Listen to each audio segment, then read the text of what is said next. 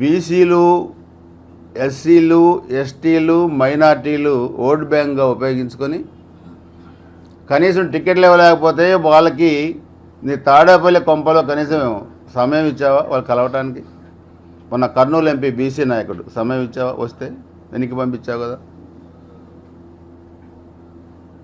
నీకోసం రక్తం చిందించిన చాలామంది వైసీపీ నాయకులు నీ తాడేపల్లికి కొంపకు దండం పెట్టి వెళ్ళిపోయారు. సీట్లు ఎగ్గొట్టావు. మరలా ఈరోజు వేషాలు వేస్తున్నారు. టీటీడీ డబ్బులు పెట్టి నీ ఇంట్లో ఖర్చు పెట్టే అధికారం నీకు ఎవరిచ్చారు?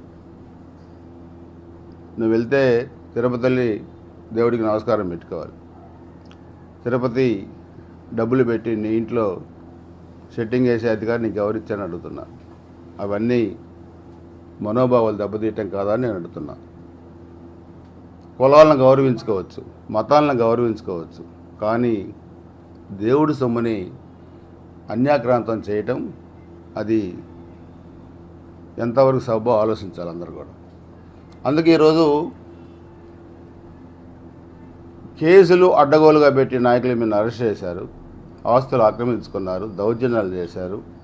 అందరూ కూడా ఈరోజు తెలుసుకున్నారు ఈ వ్యక్తి దాదాపు 60 మంది ఎమ్మెల్యేలు ఈ 5 ఏళ్లలో ఇంకా ముఖ్యమంత్రిని కలవని వాళ్ళు ఉన్నారు ఒకసారి కూడా. ఇది ఇతని ప్రజాస్వామ్యం. మళ్ళీ మామేని రాస్తారు. మామేని ఏం రాస్తారు? ఈ సాక్షి పేపర్ వాడికి నేను చాలాసార్లు చెప్పా, అరే నువ్వు ఎవడికి పుట్టావో తెలియదు, నువ్వు మామేని ఏంట్రా రాసేది? అవినీతి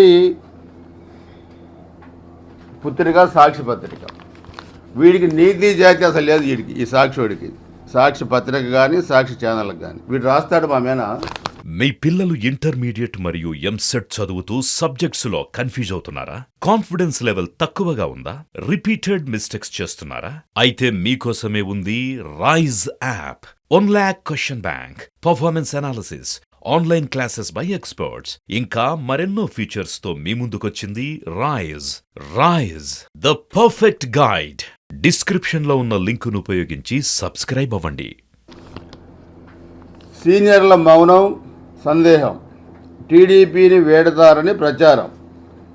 స్తబ్దుగా పత్తిపాటి పుల్లారావు, ఎరపతనేని శ్రీనివాసరావు, అసంతృప్తులు అయ్యన్నపాత్రుడు, అచ్చెన్నాయుడు, దేవినేని వమది అదే తీరు.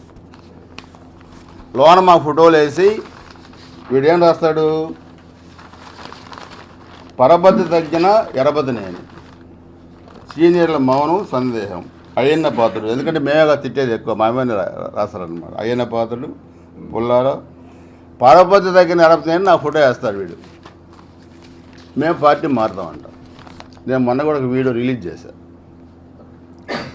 తెలుగుదేశం పార్టీకి 82 నుంచి అంకిత భావంతో పనిచేసే కుటుంబం మాది. 6 సార్లు నేను గురజాల నియోజకవర్గం నుంచి పోటీ చేశాను. రేపు 7సారి పోటీ చేయబోతున్నాను.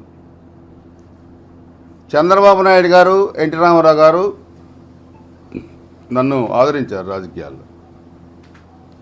అంటే మీరు మమ్మల్ని రాజకీయంగా ఏమీ చేయలేక కేసులు పెట్టారు, మా మీద ప్రూవ్ చేయలేకపోయారు. ఏమీ చేయలేక ఒక విష ప్రచారం మీ పత్రికలో, మీ ఛానల్లో, మీ వైసీపీ సోషల్ మీడియాలో. మీరు బరి తగ్గించిన విధానంతో పనిచేస్తున్నారు. మీరు వైసీపీ సోషల్ మీడియా కానీ సాక్షి పత్రిక కానీ. ఎవరి మీద మీరు పార్టీ పెడతారని మీరు ప్రచారం చేస్తున్నారు? ఎరపతనేని శ్రీనివాసరావు అంటే వాళ్ళ మీద. ఎరపతనేని శ్రీనివాసరావు పిల్లర్ పార్టీకి. అది మీ పార్టీలో చేరడం ఏంట్రా మీరు? మీది ఒక పార్టీయా మీది? దేనికి మీ పార్టీలో చేరాలంటున్నా? తెలుగుదేశం వాళ్ళు. నేను కాదు అసలు. ఏ తెలుగుదేశం వల్ల మీ పార్టీలో అనేది మీది పార్టీయా? మీది ఒక మాఫియా ముఠా, నీతి జాతి లేని మనుషులు మీరు. మనుషుల్ని గౌరవించలేని నీచ స్థాయిలో ఉన్న కుక్కలు మీరు. మీరు మా గురించి రాస్తారా పార్టీ మారుతామని? ఎంత ధైర్యం ఉండాలి మీకు మా గురించి రాయడానికి పార్టీ మారుతారని? మా అధినేత కుటుంబం రాష్ట్రం బాగుండాలని కోరుకునే కుటుంబం చంద్రబాబు నాయుడు గారు, లోకేష్ బాబు గారు. ఎన్టీ రామారావు గారి దగ్గర నుంచి రాష్ట్రం బాగుండాలి, పేద ప్రజలు బాగుండాలా అని కోరుకునే కుటుంబం ఈరోజు ఎన్టీఆర్ ట్రస్ట్ పెట్టి కార్యకర్తల కుటుంబాలు పిల్లల్ని చదివించేది, పెద్ద హెరిటేజ్ ద్వారా అనేక కార్యక్రమాలు చేసి పేద ప్రజలను ఆదుకుంటున్నారు. 10 మంది బతకాలి, 10 మందికి అన్నం పెట్టి కుటుంబం మా అధినేత కుటుంబం. మా అధినేత కుటుంబానికి అసలు నీకు ఏమైనా పోలికుందా మిస్టర్ జగన్మోహన్ రెడ్డి? నీకు ట్రస్ట్ ఉందా? నువ్వు ₹1 దానం చేసావా? నీ జీవితంలో ఎవరికైనా డబ్బులు ఇచ్చావా? నీ తాడేపల్లి కొంపకి ఎవరైనా ప్రజలు వస్తారా? ప్రజలను కలుస్తావా? ఎన్ని రోజులకు ఒకసారి నువ్వు క్యాబినెట్ మీటింగ్ ఉన్నప్పుడు తప్పితే నువ్వు సెక్రటరీకి ఎప్పుడైనా వెళ్ళావా? నీ తాడేపల్లి కొంపకి మంత్రులకి, ఎమ్మెల్యేలు, ఎంపీలకి నీకు ఇంటర్వ్యూ లేదే. సామాన్య ప్రజలు ముఖ్యమంత్రిని కలిసే అవకాశం ఎప్పుడైనా ఇచ్చావా? జిల్లాలకు పోతే చెట్లు కొట్టేస్తారు, పరదాలు కడతారు, బారికేడ్లు కడతారు. పులివెందులు పైన ఈ పులివెందుల పిల్లి బారికేడ్లు కట్టుకొని తిరుగుతుంది. ఎందుకు? ఎన్నికల ముందు ముద్దులు పెట్టావు కదా. అందుకనే గుర్తుపెట్టుకో, తెలుగుదేశం పార్టీకి వైసీపీ పార్టీకి పోలికే లేదు. మా పార్టీ నీతి నిజాయితీతో కూడిన పార్టీ, అభివృద్ధి కోరుకునే పార్టీ, అభివృద్ధి కోరుకునే నేతలు మా నాయకులు చంద్రబాబు గారు, లోకేష్ బాబు గారు. మరి ఆ పార్టీలో మేము 30 సంవత్సరాల నుంచి నేను చిన్న వయసులోనే మాకు ఎమ్మెల్యే సీట్ ఇచ్చి ఇంత రాష్ట్ర స్థాయి నాయకుడు ఎదిగేటట్టుగా చేసిన పార్టీ, ఎన్ని కష్టాలు వచ్చినా మేము పార్టీకి అంకితభావంతో పనిచేసాం తప్పితే మా మీద మీరు ఏం చేయలేక విసిపెచ్చారు వింటారా? సాక్షి పత్రికలు, సాక్షి ఛానళ్ళు, మీ సోషల్ మీడియాలో. జగన్మోహన్ రెడ్డి తెలుగుదేశంలో చేరటం ఎంత నిజమో, ఎరపతి శ్రీనివాసరావు కూడా వైసీపీలో చేరటం అంత నిజం. అది ఇంకెంతకన్నా నేను చెప్పి ఈ సన్నాసులకి ఇంతకన్నా దాని గురించి నేను చెప్పగలిగింది కూడా ఏం లేదు. అంతకని చెప్పడం కూడా అనవసరం నేను అనుకుంటున్నాను. సో అందుకనే పల్నాడు ప్రాంతంలో కూడా ఈ కాసు మహేష్ రెడ్డి ఎమ్మెల్యే అయిన తర్వాత 11 మంది తెలుగుదేశం పార్టీ కార్యకర్తలను చంపారు. 8 మంది అక్రమ మైనింగ్ గుంతలో పడి చనిపోయారు. 60-70 మందిని కాలు చేత విర్రగొట్టారు. మహిళలపై అత్యాచారాలు చేశారు. ఆస్తులు ధ్వంసం చేశారు. తెలంగాణ మద్యం తెచ్చి అమ్మారు. ఇసుక, మట్టి 3,000 ఎకరాల భూములు ఆక్రమించుకున్నారు. పిడుగురాల్లోనైతే 10 ఎకరాల దేవాదాయ శాఖ భూమి కూడా రిజిస్ట్రేషన్ చేశారు. ఆ పిడుగురాల రిజిస్టర్ చేసిందాము. బరి తగ్గించిన విధానంతో ఈరోజు అన్నీ చేస్తే రేపు మన తెలుగుదేశం వచ్చిన తర్వాత మేమైనా దర్యాప్తు చేస్తాం, అన్నీ వెలికి తీస్తాం. సహకరించిన అధికారులు, అడ్డగోలుగా వ్యవహరించిన వైసీపీ నేతల్ని జైళ్ళకి పంపిస్తాం. గుర్తుపెట్టుకోండి. పోలీస్ డిపార్ట్మెంట్ ఇప్పటికైనా మారాలి. కొంతమంది మారారు, ఇంకా మారాలి. ఈ అధికారం ఇంకా 2-3 నెలల్లో పోద్ది. బరి తగ్గించిన మీకు కూడా పరిస్థితులు అర్థమవుతాయి. అది కూడా గుర్తుపెట్టుకోవాలని చెప్పి తెలియజేస్తూ ఉన్నాను. ఎన్నికల కమిషన్ కూడా మన చంద్రబాబు నాయుడు గారు, పవన్ కళ్యాణ్ గారు కూడా ఇద్దరు కూడా ఒక రిప్రజెంటేషన్ ఇచ్చారు. మీరు చూస్తే చంద్రగిరిలో 60,000 ఓట్లు చేర్పించారు. ఎవరు సహకరించారు దానికి? మీరు అధికారులు సహకరిస్తారు. 60,000 దొంగ ఓట్లు చేర్పించడానికి. రేపు ఎక్కడికి పోతారు మీరు? అందుకనే ఎన్ని అక్రమాలు చేసినా మిమ్మల్ని బొందబెట్టడానికి వైసీపీని రెడీగా ఉంది ఆంధ్రప్రదేశ్ ప్రజానీకం. గుర్తుపెట్టుకోండి. ఒళ్ళు బలిసిన పనులు కూడా ఇప్పుడు కూడా తగ్గించుకోకపోతే మిమ్మల్ని జగన్మోహన్ రెడ్డి అనే కంపెనీని రాజకీయాల నుంచి కాదు, సమాజం నుంచి వెలేయాలి. ఇది మేము కోరుకునేది. మేమే కదా 5 కోట్ల ఆంధ్రప్రదేశ్ ప్రజానీకం కోరుకుంటున్నారు. జగనన్న వదిలిన బాణం తిరిగి తిరిగి ఎటొచ్చింది?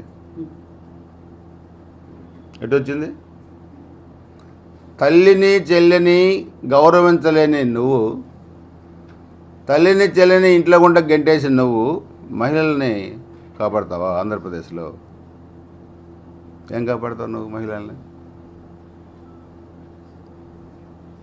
తాలిబొట్టులు తెంచా మహిళ ఆంధ్రప్రదేశ్ రాష్ట్రంలో జగన్మోహన్ రెడ్డి. అందుకనే నేను కోరేది, తెలుగుదేశం జనసేన పార్టీల ఉమ్మడి ప్రభుత్వం రాబోతూ ఉంది. ఈ చెత్త ఫెలోస్ సోషల్ మీడియాలో రెండు పార్టీల మధ్య సఖ్యత దెబ్బతీయడానికి పోస్టులు పెడతారు. వాళ్ళే ఫేక్ అకౌంట్స్ క్రియేట్ చేసి పవన్ కళ్యాణ్ గారు, చంద్రబాబు నాయుడు గారు, లోకేష్ బాబు గారు కూడా చెప్పారు, వీటి పట్ల మీరు జాగ్రత్తగా ఉండండి రెండు పార్టీల నాయకులు. అదే మరలా నేను కూడా చెప్తున్నాను. మొన్న 14వ తారీఖు సాయంత్రం కూడా తెలుగుదేశం, జనసేన రెండు పార్టీలో దాచేపల్లిలో మన పిల్లలు ఎవరైతే బయట ప్రాంతాల్లో ఉద్యోగాలు చేసేవాళ్ళు ఉన్నారో, జాబ్ చేసేవాళ్ళు, వాళ్ళందరూ కూడా పిలిచాం. ఒక డిన్నర్ పెట్టి వాళ్ళందరూ కూడా రాబోయే ఎన్నికల్లో మీ గ్రామాల్లో ఏ విధంగా పార్టీ గెలుపుకుని కృషి చేయాలో కూడా చెప్పాం. దాదాపు 12,000 మంది హాజరయ్యారు కార్యక్రమానికి. చాలా బాగా జరిగింది. యూత్ కూడా చాలా బాగా యాక్టివ్గా ఉన్నారు. ఈసారి ఈ దుర్మార్గుని ఇంటికి పంపించాలి సార్. మనం ఆంధ్రప్రదేశ్ని రక్షించుకోకపోతే మా భవిష్యత్తు అంతా అంధకారం అయిపోద్ది. ఈరోజు ఒక్క జాబ్ కూడా ఆంధ్రప్రదేశ్లో లేదు. మేము బయట ప్రాంతాలకు వెళ్ళి జాబ్ చేసుకుంటున్నాం. యూత్ కూడా గతంలో 2019లో యూత్ ఎక్కువగా కూడా వైసీపీకి పనిచేశారు. ఇప్పుడు రివర్స్, 95% యూత్ ఈరోజు తెలుగుదేశం, జనసేన పార్టీల్లో ఉన్నారు. తెలుగుదేశం, జనసేన పార్టీలో ఉమ్మడి ప్రభుత్వం రావాలని కోరుకుంటున్నారు. కాబట్టి దయచేసి అందరూ కూడా, ఆంధ్రప్రదేశ్ ప్రజలందరూ కూడా ఆలోచించి వచ్చే ఎన్నికల్లో మంచి నిర్ణయం తీసుకుంటున్నారు. రాజధానిగా అమరావతి ఉంటుంది. తర్వాత గురజాల కేంద్రంగా పల్నాడు జిల్లా కావాలని చెప్పి పల్నాడు ప్రజల చిరకాల వంచ.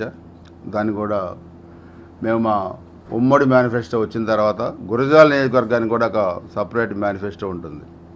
అది కూడా మీకు ఆ సపరేట్ మేనిఫెస్టో తయారు చేసిన తర్వాత దాన్ని కూడా మీకు ఇవ్వటం జరుగుతుంది. మీ ద్వారా ప్రజల్లోకి తీసుకెళ్ళడానికి కూడా విస్తృతంగా కూడా మేము చర్యలు చేపడతాం.